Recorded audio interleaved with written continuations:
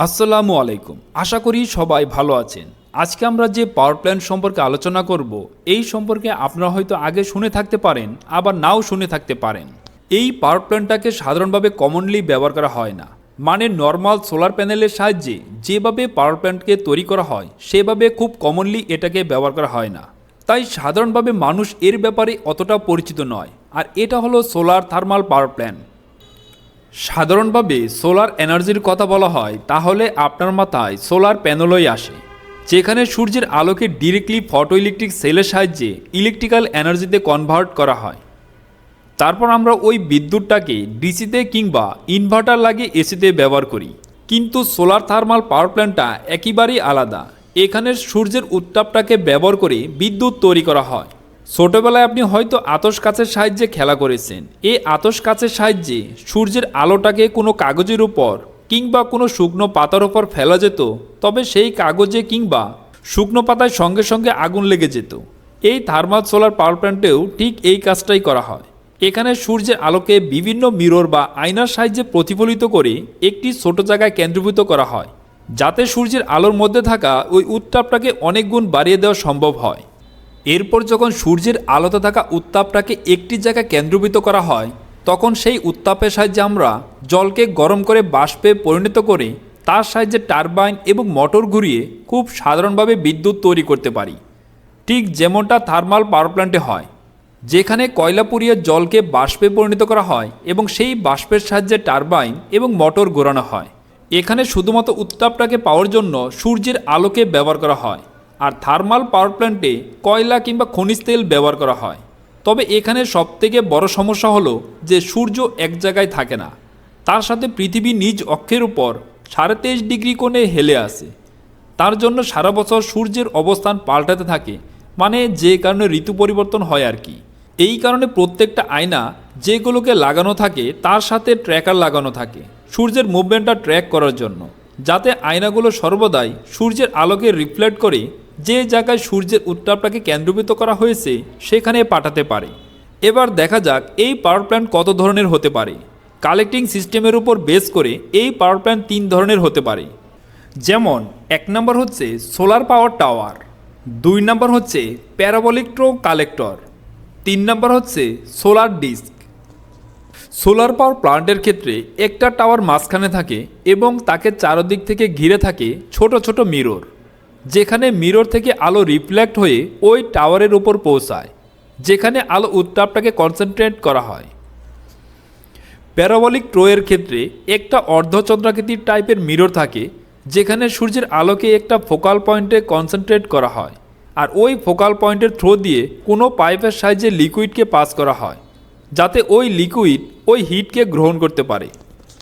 Solar ডিশটাও মোটামুটি parabolic ট্রোয়ের মতো কাজ করে। আরও হয়তো অনেক ধরনের থার্মাল সোলার প্ল্যান্টের ডিজাইন থাকতে পারে। বড় ধরনের স্কেলে এই কয়েকটি ডিজাইন সাকসেসফুল হয়েছে। এইগুলো হলো কালেক্টিং সিস্টেম, যার সাহায্যে সূর্যের আলোর মধ্যে থাকা উত্তাপটাকে কালেক্ট করা হয়। এর থেকে বিদ্যুৎ কিভাবে তৈরি হয় আমি আগেই বললাম। থার্মাল পাওয়ার প্ল্যান্টে যেভাবে বিদ্যুৎ তৈরি হয় এরপর কাজটা ওইভাবেই হয়, ওইখানে কোনো স্পেশাল ব্যাপার নাই। এবার আমরা দেখব সোলার থার্মাল পাওয়ার প্ল্যান্টের কী কী সুবিধা এবং অসুবিধা রয়েছে। তবে প্রথমে আমরা সুবিধা সম্পর্কে আলোচনা করব। এই পাওয়ার প্ল্যান্টের প্রধান সুবিধা হলো এর টেকনোলজি খুবই সিম্পল। তবে যদিও মনে হতে পারে নর্মাল সোলার প্যানেল অর্থাৎ যেগুলো আমরা বাড়ির ছাদে লাগাই সেইগুলো দেখতে খুবই সিম্পল হলেও ব্যাপারটা এতটা সিম্পল নয়, কারণ এগুলো হলো সিলিকন গ্রেড টেকনোলজি। আর প্রত্যেকটা দেশের কাছে এরকম ক্ষমতা নেই তারা সিলিকন গ্রেড টেকনোলজিকে ম্যাস স্কেলে প্রডিউস করতে পারে। মানুষের ব্যবহারের জন্য প্রচুর পরিমাণে এগুলো তৈরি করতে হয়, আর সিলিকন গ্রেড টেকনোলজি তৈরি করা প্রচুর ব্যয়বহুল।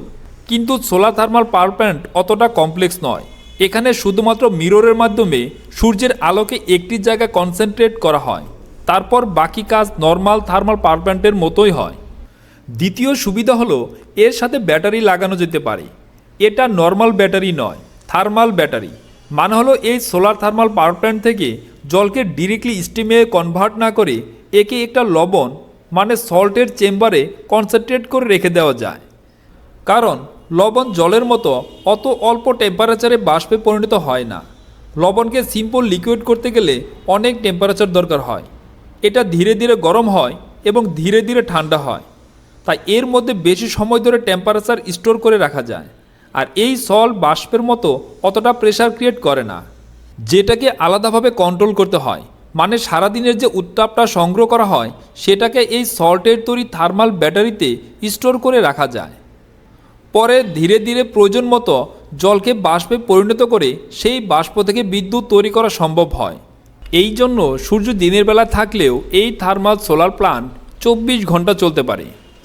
আর এটা সোলার থার্মাল পাওয়ার প্ল্যান্টের বড় সুবিধা। তার সাথে বড় আরেকটা পজিটিভ জিনিস হলো এটাকে থ্রটিং করা খুবই সোজা। মানে গ্রিডে যদি বিদ্যুতের চাহিদা বেড়ে যায় তাহলে শুধুমাত্র বাষ্পের পরিমাণ বাড়িয়ে দিলেই বিদ্যুৎ উৎপাদন বেড়ে যাবে।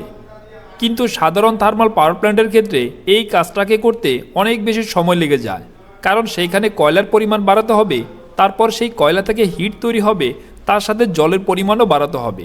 যদিও শুনতে সোজা লাগে কিন্তু কাজটা ততটা সোজা নয়। এখন আমরা জানব একটি সোলার থার্মাল পাওয়ার প্ল্যান্টের কী কী অসুবিধা রয়েছে। যদিও এই পাওয়ার প্ল্যান্টটি 24 ঘন্টা বিদ্যুৎ তৈরি করতে পারে, কিন্তু এদের আউটপুট অনেক কম হয়। কারণ আপনি ভেবে দেখুন যে সারাদিনে মানে 12 ঘন্টার মধ্যে যে এনার্জিকে পাওয়ার প্ল্যান্ট স্টোর করে সেটা দিয়ে 24 ঘন্টা চালাতে হয়, মানে পাওয়ার আউটপুট অর্ধেক হয়ে যায়। এছাড়া যেহেতু মিররগুলোকে সূর্যের পজিশন অনুযায়ী মুভ করাতে হয়, এর জন্য এই পাওয়ার প্ল্যান্টগুলোতে প্রচুর পরিমাণে মুভিং পার্ট থাকে, যার সাহায্যে মিররগুলো নিজেদের দিক পরিবর্তন করতে পারে। আর যত বেশি মুভিং পার্ট থাকবে তত বেশি কষ্টকর হবে তাকে মেনটেন করা। এর জন্য মেনটেনের কস্ট অনেক বেশি হয়। একটি ফাঁকা জায়গায় নর্মাল সোলার প্যানেল দিয়ে পাওয়ার প্ল্যান্ট তৈরি করা হয়, তাহলে সেটাকে স্কেল আপ করার জন্য সোলার প্যানেলের সংখ্যা বাড়িয়ে দিলেই হয়। কিন্তু সোলার থার্মাল পাওয়ার প্ল্যান্টের ক্ষেত্রে স্কেল আপ করাটা এতটা ইজি না। সাধারণত এই সোলার পাওয়ার প্ল্যান্টগুলোকে একবারেই বানাতে হয়। প্রয়োজন মতো যদি এই পাওয়ার প্ল্যান্টগুলোকে বড় বানাতে চাইলে এমনও হতে পারে পুরো ডিজাইনকেই চেঞ্জ করতে হতে পারে, যেটা খুবই কস্টিং এবং সময় সাপেক্ষ। বর্তমানে সিচুয়েশন অনুযায়ী এই সোলার থার্মাল পাওয়ার প্ল্যান্ট থেকে নর্মাল সোলার প্যানেলের সাহায্যে যে পাওয়ার প্ল্যান্ট তৈরি করা হয় সেইগুলোকেই নিজেকে বেশি ইফেক্টিভ প্রমাণ করেছে। তো ধন্যবাদ সবাইকে আমাদের ভিডিওটি শেষ পর্যন্ত দেখার জন্য। নতুন ভিডিও পেতে আমাদের চ্যানেলটি সাবস্ক্রাইব করে পাশে থাকুন।